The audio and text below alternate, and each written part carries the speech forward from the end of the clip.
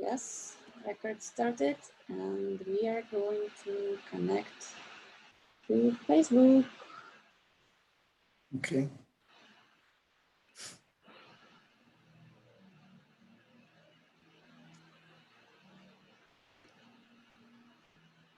Okay. Several technical steps.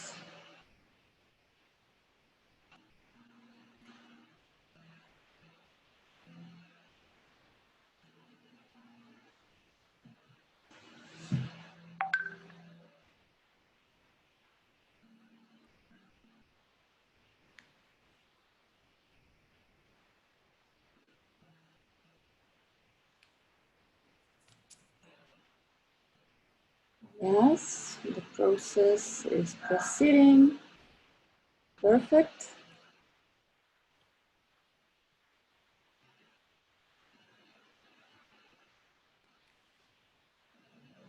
Okay. Okay.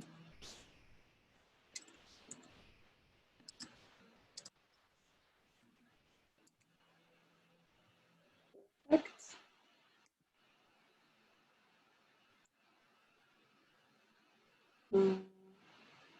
The last thing to connect is to share it here. And we are going live.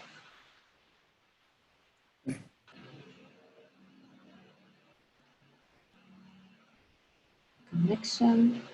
And if connection is already working, we are here in this live stream. Yes, perfect. I hope that everything working well, and we are here.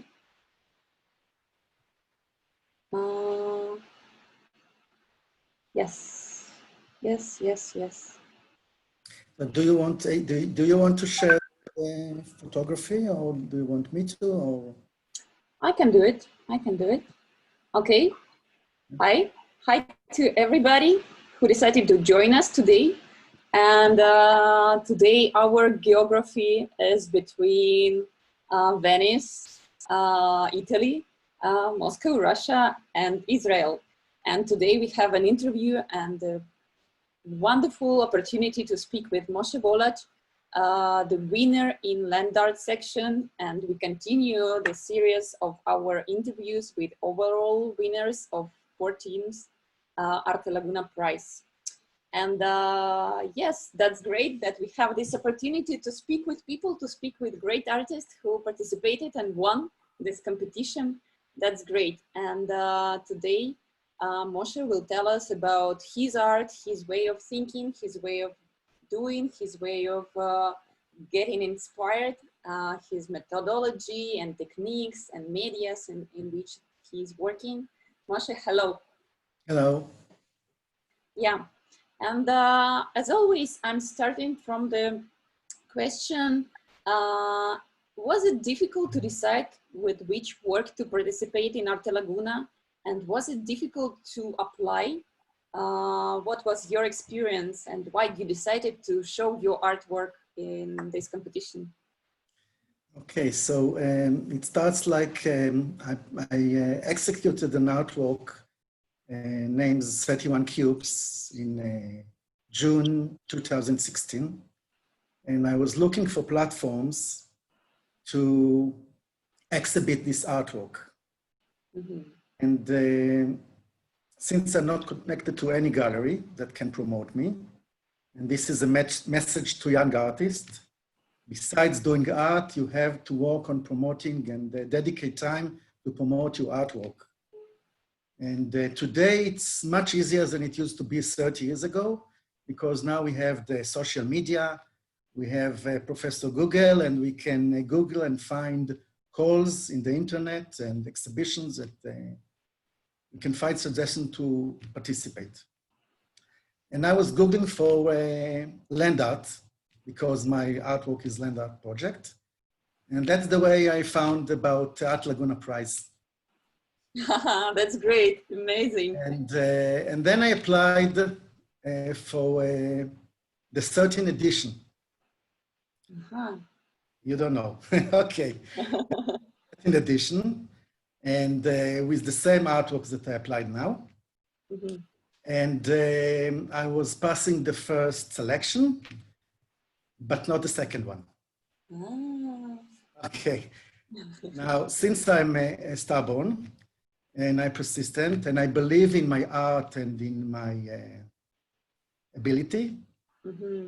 and I suggest, then I applied to the 14th edition Uh-huh. with the same artworks. And that's another message to young artists. Don't give up. Be sure in your art and in yourself. Be persistent, and sometimes in making art and promoting it, you have downs and ups. So if you have the downs, don't give up. Be optimistic and continue. So I applied to the 14th edition, and here I am. Wow. What were your emotions when during this winning ceremony you've heard your name? What did you feel? It's so exciting. Yeah, it was. I was very happy.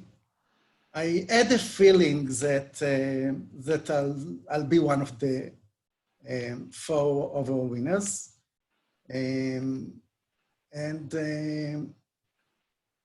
so I was not too surprised, but still it was a great happiness, and it's a compliment, and I'm very proud to be an overall winner.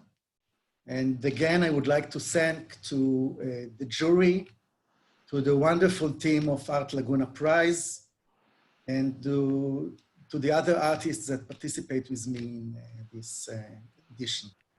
Yeah, all the finalists, they are very, very strong. And we are starting to receive messages, and everybody sending you congratulations, and everybody supporting everybody. And I'm so proud of finalists, artists of this edition. Great support that we got during this coronavirus lockdown, when we organized our online sessions speaking about future art and mission of the artist. It was fantastic, and I'm really proud of this community that we formed on the base of Arte Laguna Prize. And now it's time to learn more about your art. And as for me, I fall in love with your artwork that is called Space. Tell us more about it, and I will help you to show the pictures. Yeah, okay. So in January 2013, I embarked on a project of 3 artworks that discuss the relations between matter, space, and time, as well as the memory of matter and space. I was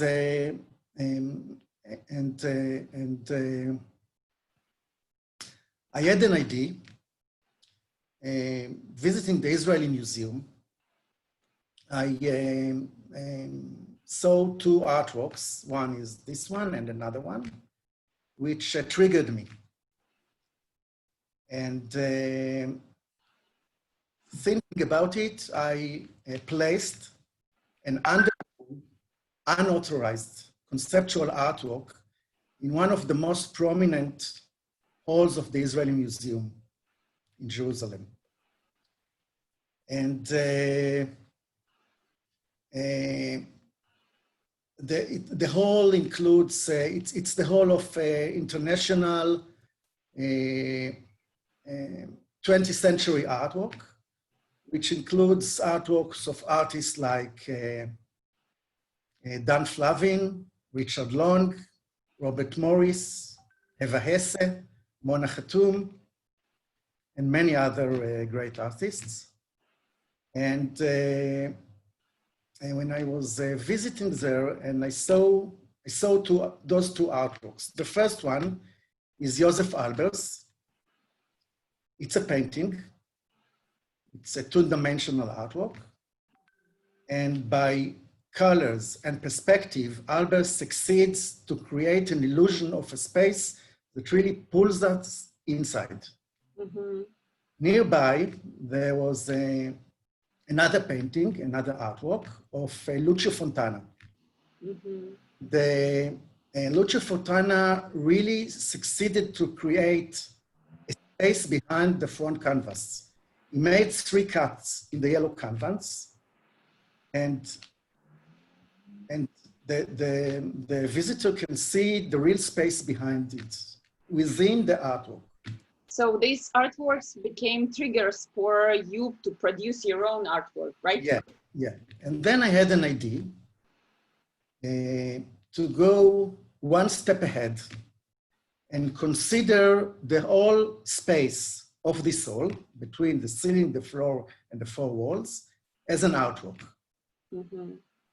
I was at that time reading Henri Bergson's books. Henri Bergson was a philosopher, French philosopher from the beginning of the 20th century.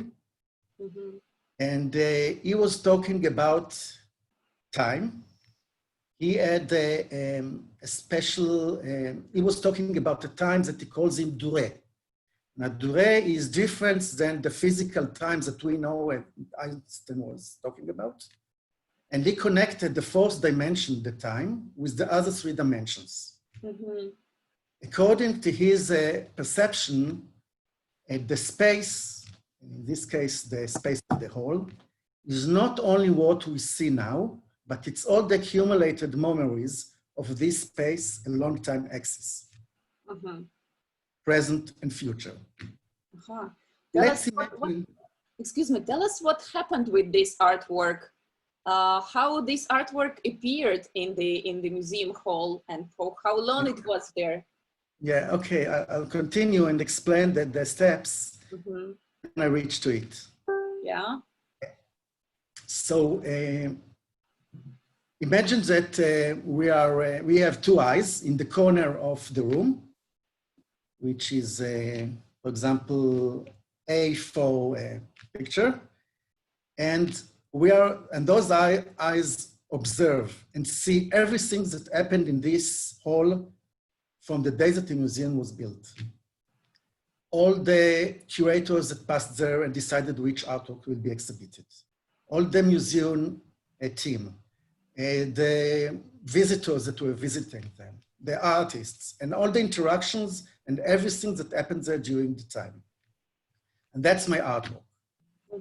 So, what I did, and now it starts to be like a detective story. Yes, interesting. Yeah, I prepared a sign that is similar to the other signs of the other artworks in this hall. And I came with my wife one Saturday morning, just as the museum was opened. We had big hats, so the detective, the security cameras can't recognize us. We bought the tickets with cash money, so they can't recognize by using another card, a credit card or my museum card. And we rushed to the hall. No visitors yet, but there were the guards. We waited until the guards leave to the next hall. And then I took out the sign, these signs that you see, and I stick it to the wall in the height of eyes of a person. And it's written here, initials of my name, like the other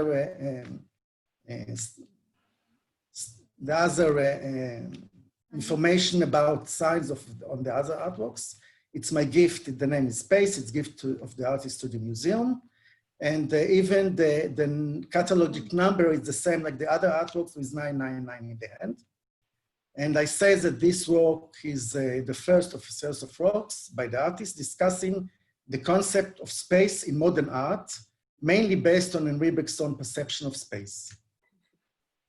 And it carries out a discussion with the 2 paintings that I was talking about before. And then we rushed quickly from the museum. We didn't want to be caught by the guards or maybe police. And, and we ran away. So the operation was successful, right? Yeah, yes. Ah, great. And then the following weeks, I came twice a week and I took a picture, I documented the presence of the sign on the wall twice a week. After 2.5 weeks, it was still there. And after 3 weeks, it was taken off. So 3 weeks existed your artwork and this sign in the museum. Yeah. Wow, great. Yeah, amazing. And so this was the first of the 3 walks. The second one was 31 cubes. Ah, wow, that's our favorite. And we have a lot of questions about this artwork. Yes. And our guests, our viewers want to know more about the process of preparation and logistic and financial procedures that you came over to get it done. Yeah, tell us more about it. And if you don't mind, I will put the video. Yes, of course. Yes. Let me open it. Yes, it is here, and I'm sharing my screen.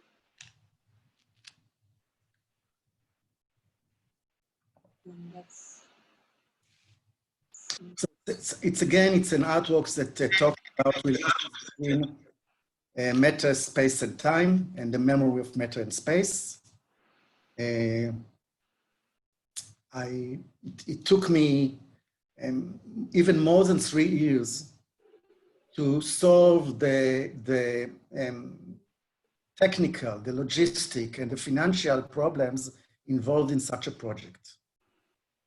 And then I executed the artwork in June 2016. I placed in the desert 31 cubes with the size of pi by pi by pi, and they are placed by distance from each other. So a row of 61 identical size cubes is stretched toward the horizon, composing a string of matter space, cube space, matter space, cube space. The cubes are made of ice, and I placed them in the desert on a hot summer day. It's June, it's about 40 centigrade. And I documented the defrosting process. We put them at night, it was still cold. And I documented the defrosting process by 5 stills camera from the air and from the ground in time-lapse mode. So the process was complete. A row of 61 identical cubes remains. Space cube, space cube, space cube, space cube. So it's an artwork that discusses the relation between matter and space in art in general and sculpture in particular. It's an artwork that accentuates contrasts, formative, climatic, mathematical, physical, and geomorphologic contrasts. And it's an artwork that relates to one of the crises that we are facing now, which is the climate one. And it relates to the climate change and to the iceberg defrosting and desertifications that will follow. And why this question, it is so important personally for you? Why do you think that artists can be responsible for this global changing? And what is your message to society here? I think that artists, by showing this artwork, for example, in the platform of Laguna Art Prize, and it was already exhibited in 2 exhibitions in Italy, in Vercelli and Torino. It was, one image was in Saatchi Gallery in London, in Kern Video Art Project, in Torrance Museum in Los Angeles, in Mumbai, in Ukraine, and a few other places. And as much as we increase the awareness of the public to the problem, it helps to do steps in order to prevent or decrease or find a solution. And fortunately, the government don't do enough. We need the public to join and to push and to press and to help us to. So it's a kind of alarm this artwork and other projects of artists, it's kind of alarm call to do steps. Mm-hmm. Mm-hmm. And, yeah, I think. Yeah, it's very, very beautiful and it's very impressive. And we have a question here. Do you think that art has a commitment beyond talking about itself? Yeah, it has a commitment because on one hand, of course, artists want to show his artwork and on the other hand, it wants to raise, you see, my artwork is, I react to topics that engage and trouble me in my society, in our society, in our politics, in our environment. And besides doing the artwork and with all the artistic qualities of it, the messages are very important. And I have other artworks, other projects that also raises messages in different. Mm-hmm. Can I show more images? Yeah, Yes. Because it's very, very interesting and important. Yes, here I have some images related to this artwork.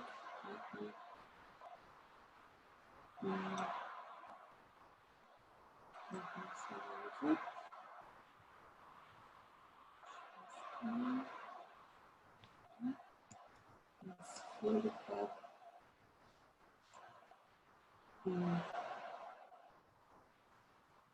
some images from the same project. This is the final result after the frosting process. And this is an exhibition in Palazzo Barolo in Torino where it was exposed. Yeah, it would be important, I think, to speak about this artwork.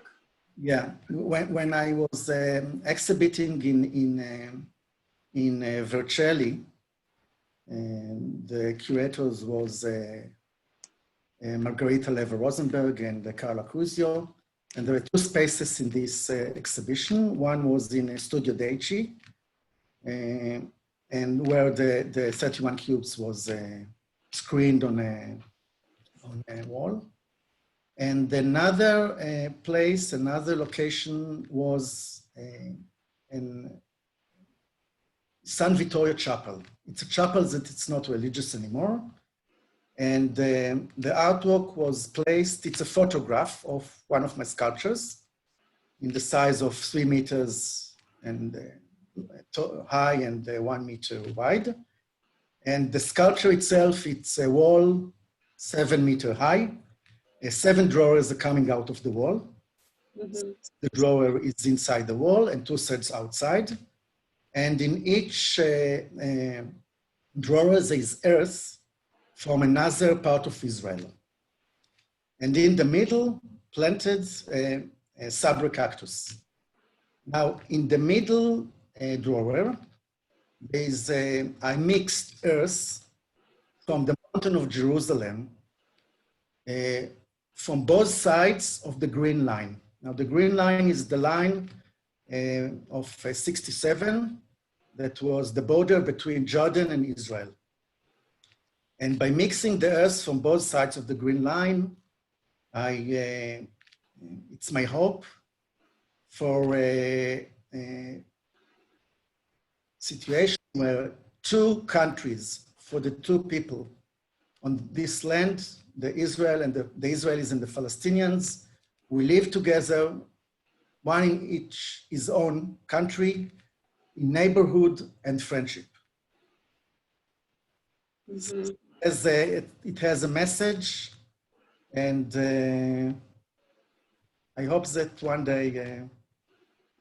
Yeah, this message is very strong, and really, it's such a symbol of respect to each other and to this land.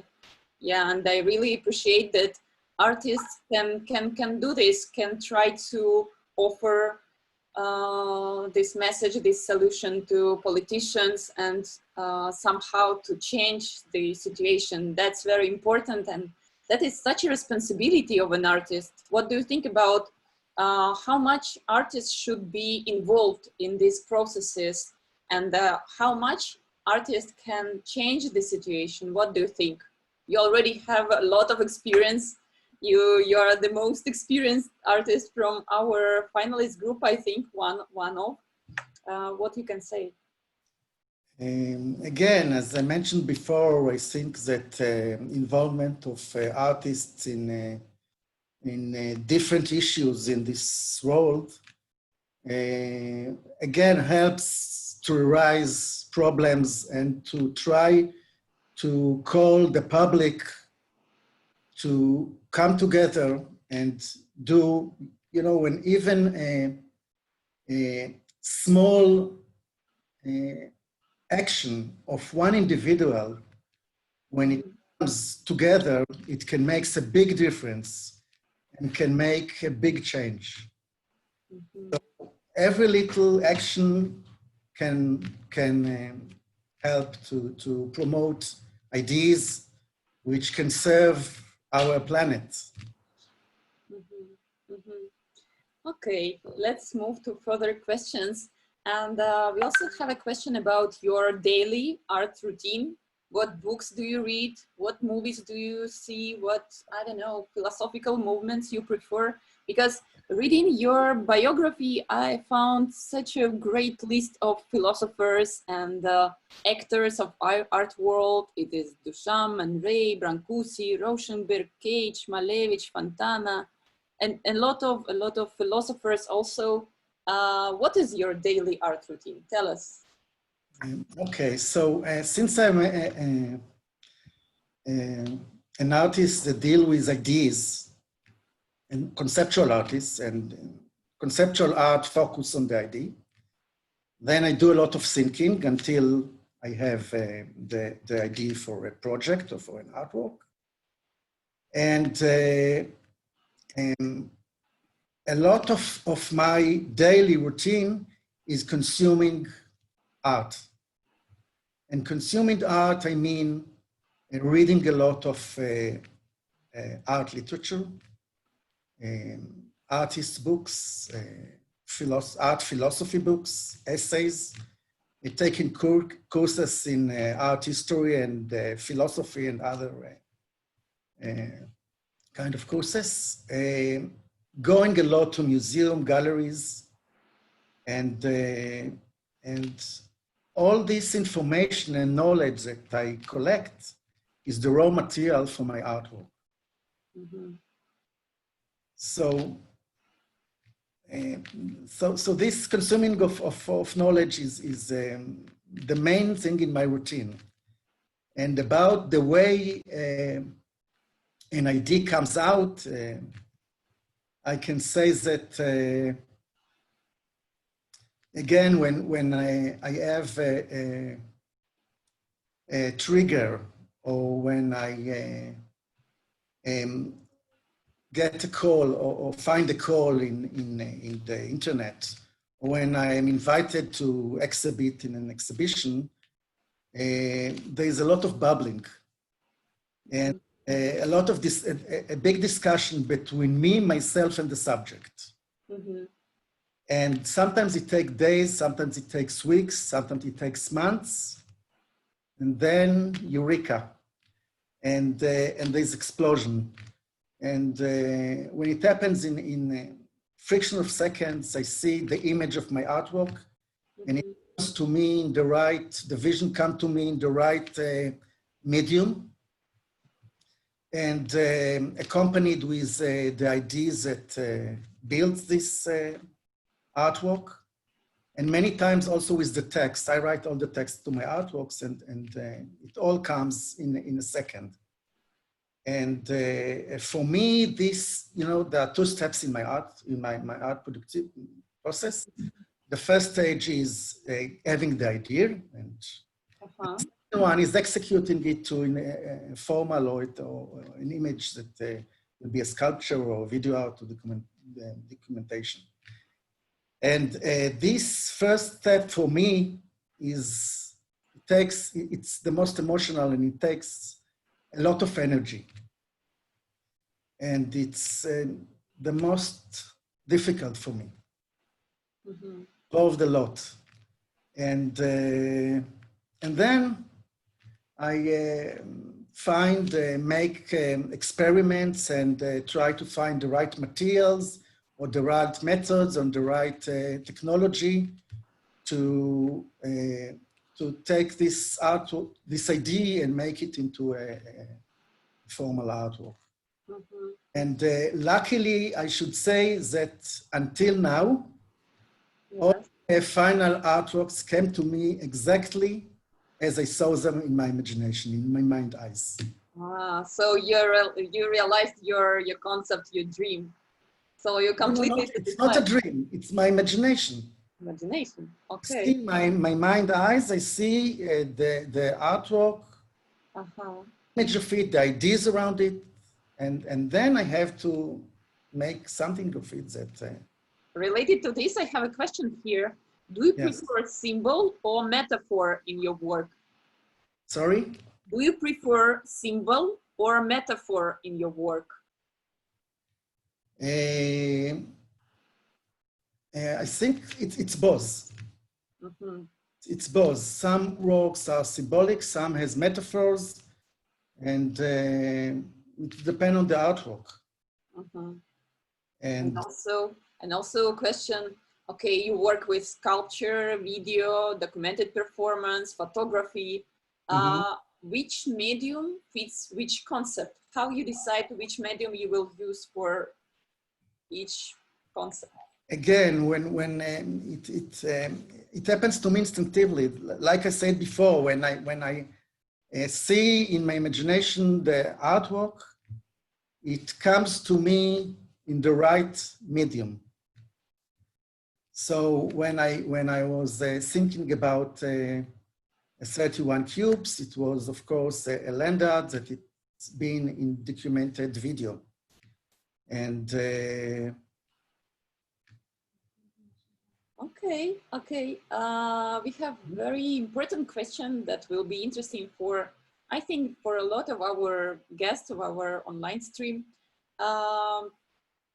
You were educated as a chemical engineer, and you underline that you are autodidact artist. And that is the question that always provokes a big discussion. Does contemporary artists need to be educated in university, art school? Or if you are doing it instinctively, developing yourself, developing your skills and knowledges, you will be more efficient as a contemporary artist. What do you think? What is your opinion? No, I don't think so. I think that young artists should go to art schools and have and enjoy from the experience of the teachers, of the artists, and get as many tools as they can. And the best place to have it is in an art school, no doubt. But my route of life took me in another way. And since I'm also autodidact in my nature, then for me it fits. And I learn a lot, and I do all my reading and researches, and for me it works well. But that's for me. That's great. Okay. The suggestion is really to go to art schools. Okay. Tell us about your most strange art experiment, what it was. Oh. When people were telling, Moshe, what are you doing? Okay, these ice cubes in the desert is one thing, but if you want to do something completely strange, what it was? Well, first, it's also strange. People can say, wow, he's a cuckoo, casting, frosting water, taking it to the weather, to the desert, defrosting it. It's really strange. But other things, there's one artwork that I want to show you later, something that a project that I'm doing at that time. in which I use, maybe I'll talk, I don't want to interfere in the surprise, so I won't tell about it, but another artwork that I did was, it names the Trail of Pills, Drawing and Erasing in the Streets of Jaffa. Family, we peeled few hundred oranges, each 1 to 3 peels. And then I took them and I made a drawing with orange peels along 1.5 kilometers in the street of Jaffa. Wow. And I involved the pedestrian in putting the orange peels. I put in about distance of 1 meter from one to the other. I made a line, drawing a line of orange peels. And after that, I came back when it was done and collected the peels and actually erased the drawing. So it's also strange. So yeah, very brave to do this strange things that. And another thing that actually this artwork, I did it as with a group in which we wanted to take art from the white cube and make it accessible to the public in the streets. So my artwork, and it was a kind of performance that I actually did it in the streets and involving the activity of the public. Interesting.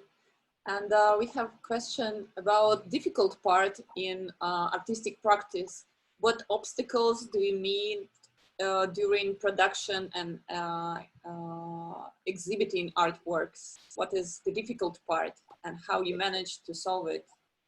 Okay, so first, when I have an idea and I have to make an artwork out of it, then it depends on the artwork. But for example, with the 31 cubes, it was many experiments and tests and trying to solve different problems. For example, in another artworks, I have to find the right material, and the right techniques, and about exhibiting. About exhibiting first is I need to reach to the to museums, to galleries, to the places where I can exhibit. And as an artist that doesn't have a gallery, promote it, and it's more difficult. Yeah, sure. So I make my connections. I did, and all the exhibitions that I did abroad, it was by the social media. I met friends, curators, galleries, calls, and that was the difficult part in exhibiting. Find the right place and the right exhibition where I can participate in with my artwork. About placing it and it's less problematic. Okay. I want to know more about the work, the project that you are currently working. Let's speak about this. Okay, so I'll start with a short story. Yeah. Let me know then when to show your video. Okay, not now because okay. I'm in 1953. The important American artist Robert Rauschenberg, which was in the beginning of his art career, decided to do a kind of artwork that was not done before. He took one of his drawings and he wanted to erase it. But then he reconsidered and he said, well, I'm not familiar, I'm not a known artist, so it's not a big deal. So he bought a Jeff Daniels whiskey bottle, and he went to visit Willem de Kooning. Mm-hmm. Willem de Kooning was at that time the most important living American artist in the United States. And he came to him and he tried to convince him to give him one of his drawings to erase it. Now, I don't know what portion of the bottle of whiskey Willem de Kooning drank, but anyway, he accepted the challenge. But he said to Rauschenberg that he'll give him a drawing, one of his drawings that will be most difficult to erase. And Robert Rauschenberg tells that it took him more than a month to erase it. It was a drawing that was done using charcoal, pencil, and oil paint. Mm-hmm. And that's the beginning. That's the beginning of a genre. Actually, Rauschenberg started the genre of erasing artworks. And since then, many artworks were erased, and paintings, oil paintings, drawings, photography, and even in the last Venice Biennale, Mm-hmm. I was visiting on the island, the San Giorgio Maggiore. Yeah, and there was an exhibition of an Italian artist, Emilio Isghero, or I don't pronounce his name, who was erasing lines in books and on maps. Mm-hmm.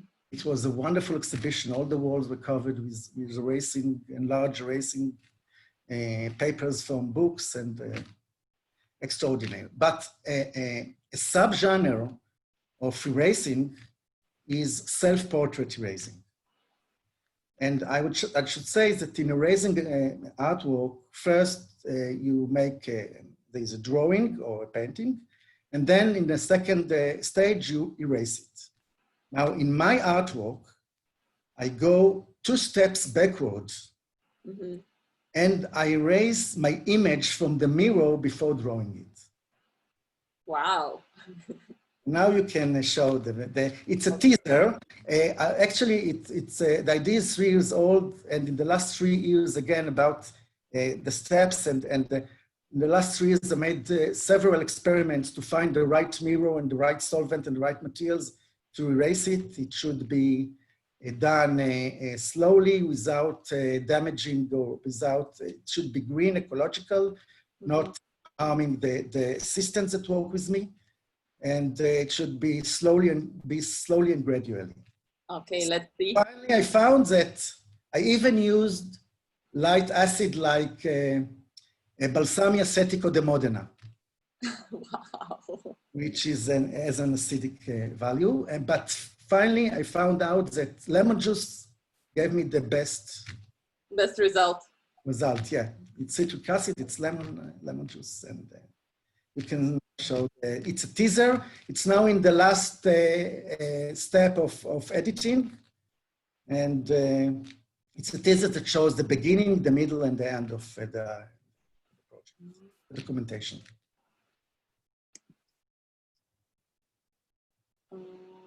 Unfortunately, it stays still. I don't know why. Let me try again. No. Let me try the other option.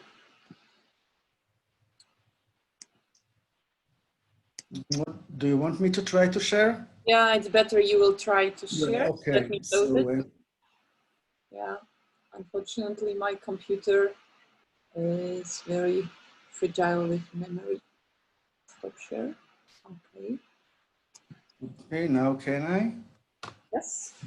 I will make you host. Yeah, you have to make host. Wait for me.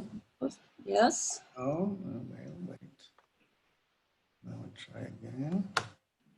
Yeah, okay. Mm-hmm.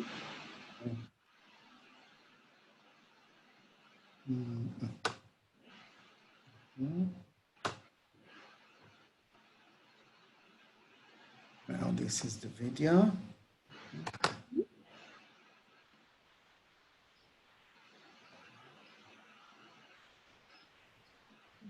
Yeah, probably it will take a couple of seconds. Yeah, I'll make it the volume maybe a little bit louder. You can see the birds. You can hear the birds. Moshe, we just can you start once again, because now we see your folder. Okay. Okay. Okay, you don't see it? No, unfortunately. Okay, so let's see, maybe.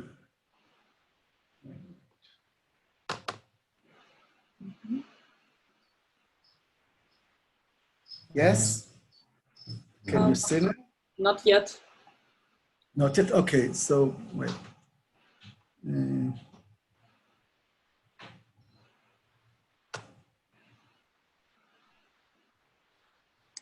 Also try to... Okay, I'll stop sharing and I try to share again. And meanwhile, we are trying to solve this technical detail. Now? Yes, yes. Yeah, okay. Oh, no, it's not the yeah, now. Yeah. You know?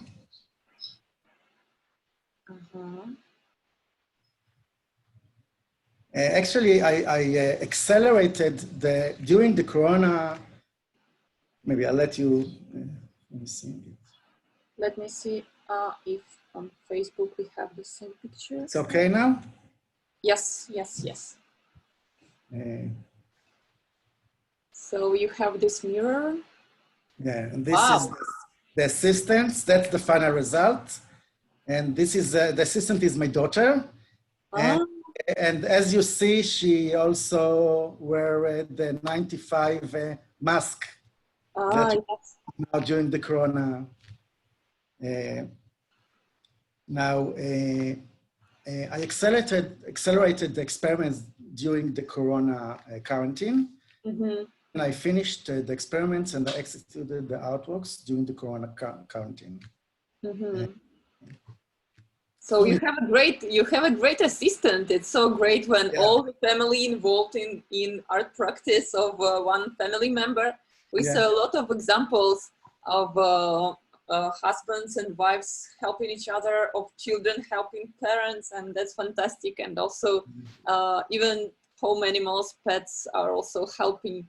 Yeah, I also have some. I have 4 cats. Wow, 4 cats. And Dao Yuan, from yesterday, she also have 4 cats. So to have 4 cats, you will definitely become a winner in Arte Laguna. maybe that's one criterion. Yeah. Okay, to continue with this positive mood, do you already decided what to make with this prize, where to invest it? Well, it's obvious that I'm going to use it for next projects, next artistic projects. Yes, yes. As all the winners, they want to do more art and to produce more creative works. And it helps. Yeah. And I want to show some images also that I have. And to ask you some questions with this phone thing. Let me share. No, you should make me host back. So. Okay.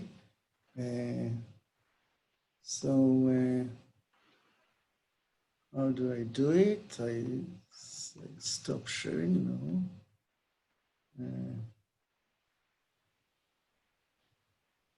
Yeah, and meanwhile, I will, yeah, it works. No. Okay, not a problem. Meanwhile, I will remind our viewers that videos from previous interviews you can also see. Once, maybe this one. Now it goes back to you? Yes. Yeah, okay. Yeah, and I have here this image. And can you explain us what is it and what is this artwork? Yeah, again, a short story. Yeah, you have a lot of stories. Yeah, yeah. You know, the raw material for our artwork is all the things, all our experience in life from childhood. So it's part of it. Uh-huh. And in 1991, during the first Gulf War, and I remind to people who don't know that in that year, Saddam Hussein tried to conquer Kuwait. And the United States, with the European airlines and Saudi Arabia and other Arabic countries, fought him in order to release the Kuwait. Mm-hmm. And Saddam Hussein was sending missiles to Israel. And we were afraid that it will include also chemical weapon, but finally it did not. Anyway, we were sitting in bomb shelters at home, fearing Saddam Hussein missiles with chemical warheads. And our connection to the outside world was by telephone, radio, and TV. And then at that time I did this artwork. It talks about our worship of communication technology. It's a telephone handset, and the halo is made of a communication cable, a TV antenna cable. And this artwork also refers to these days to the quarantine, the coronavirus quarantine, where we are, the connection with all our friends, family, and the outside world is by communication technologies, of course, more advanced than it used to be 30 years ago. We have social media, and we have these Zoom talks and conversations and video talks and similar. Yeah. So international connection and connection between people is so important now. Yeah, and one of my dreams, or actually it was the intention to do it, but I didn't have the chance to do it yet, is to make this artwork on a large scale, which will be about 3.5 meters high, or maybe even 5 meters high, in urban sphere. And a little secret, last year, again, I was Googling and I found a call from Frieze, New York, to prepare a site-specific sculpture in Rockefeller Center. And and this artwork is very appropriate because, as you know, Rockefeller Center is the home for many media and communication giants. Time Life, NBC, and General Electric, and Fox News. And across the plaza stands St. Patrick's Cathedral. And since my artwork have discussion with Christian icons, as well as with telecommunication and technology icons, then it's most appropriate as a site-specific artwork for Rockefeller Center. But I haven't got an answer yet. Okay, we wish you good luck. And now your final word to wish good luck to all these artists who are now thinking about participating in Arte Laguna. What you would say them? So they should be, first they have to trust the artwork and themselves.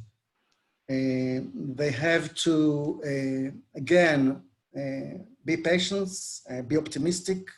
And even if they can't be accepted like it was in my first time, then don't give up and continue and do your best. Yeah, thank you so much. Thank you, Moshe, for sharing with us your experience, your artwork. There's one. Yeah. Okay. There's one more artwork. Is it possible to talk about it?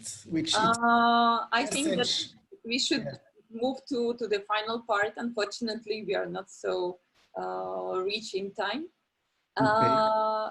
Yes, we wish that all your future artworks will be as much successful as your 31 cubes.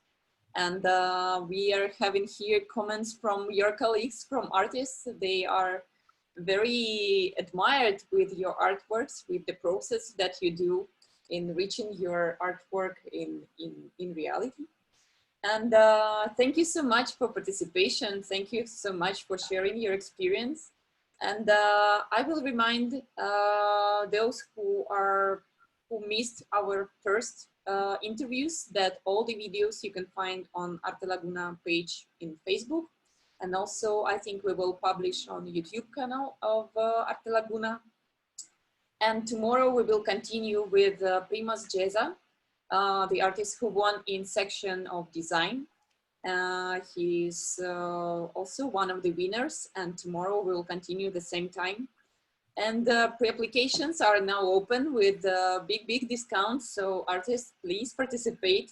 It's a great chance to have a very big prize of money of 10,000 euro, and also to be promoted everywhere in the world. And it is a chance really to get in touch with curators, galleries, new art institutions, and new partners that can help you to realize your artwork. And please subscribe to Arte Laguna, and please subscribe to Moshe social networks to continue to follow him. Yeah, and we are finishing for today. Good luck, Moshe, for all your projects. And thank you very much. Thank you very much to you, to the team, to the jury, and to the other participants, and also to the public that watch our conversation. Yeah, great. See you soon in Venice. Yeah. Okay, yeah. See you. Bye.